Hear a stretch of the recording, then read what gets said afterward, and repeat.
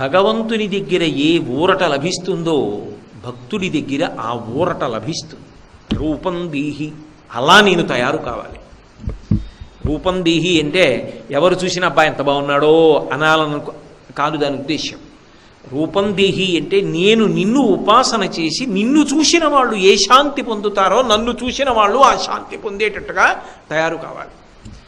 రూపం దేహి, జయం దేహి, అమ్మా నాకు జయాన్ని కటాక్షించు. ఏ జయం? ఆంతర శత్రువుల మీద జయాన్ని. నేను మంచి సంకల్పములు కలగాలి. మంచి కార్యాలు మొదలుపెట్టినప్పుడు ప్రతిబంధకం లేకుండా ఆ కార్యక్రమాలు పూర్తి కావాలి.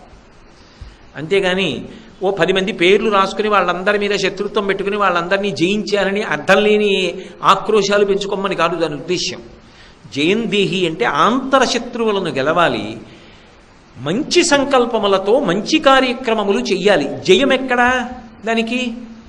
అంటే మంచి సంకల్పం కలగాలి అంటే మీరు మంచి విషయాల్ని పరిశీలించాలి.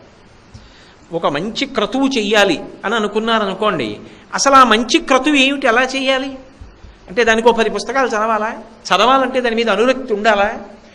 అనురక్తితో మీరు దాన్ని చదవాలన్న ఉత్సాహం కలిగితే, చదివితే, లోపలికి వెళితే, ఒక కార్యక్రమాన్ని రూపకల్పన చేసుకుంటే ఆ కార్యక్రమం జరిగేటప్పుడు ఈశ్వరి అనుగ్రహం మనకు ఉండాలి.